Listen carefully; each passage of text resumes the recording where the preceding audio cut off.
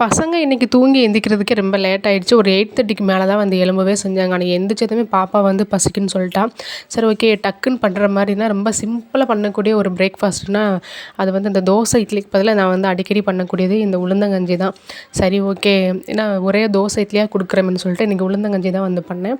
எங்க வீட்ல எல்லாருக்கும் பிடிக்கும். தம்பி மட்டும் தான் அப்பப்போ வேண்டாம் வேண்டாம்னு சொல்லுவான். அதுவும் கம்பல் பண்ணி நான் வந்து ஊட்டிருவேன்.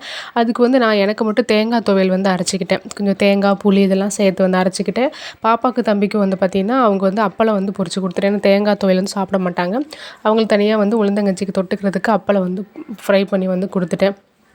உளுந்தங்கஞ்சி பண்ணுறது ரொம்ப ஈஸி. உளுந்தங்கஞ்சிக்கு உளுந்தும் அரிசியும் ஒரே அளவு எடுத்துட்டு, அரிசி மட்டும் நான் 1, 2 அரைச்சுக்குவேன். அப்போ தான் டக்குன்னு வேகும் அப்படின்றனால, கூட வந்து பூண்டு, சீரகம், உப்பு அவ்வளோதான். நல்லா தண்ணி நிறையா விட்டு ஒரு 4 விசில் விட்டோம் அப்படின்னா உளுந்தங்கஞ்சி வந்து ரெடி. தேங்காய் துவையலுக்கு தேங்காய், 4 பல்லு பூண்டு, புளி, மிளகாத்தூள், உப்பு அவ்வளோதான். அப்படியே அரைச்சிட்டோம் அப்படின்னா அதுவுமே வந்து ரெடி.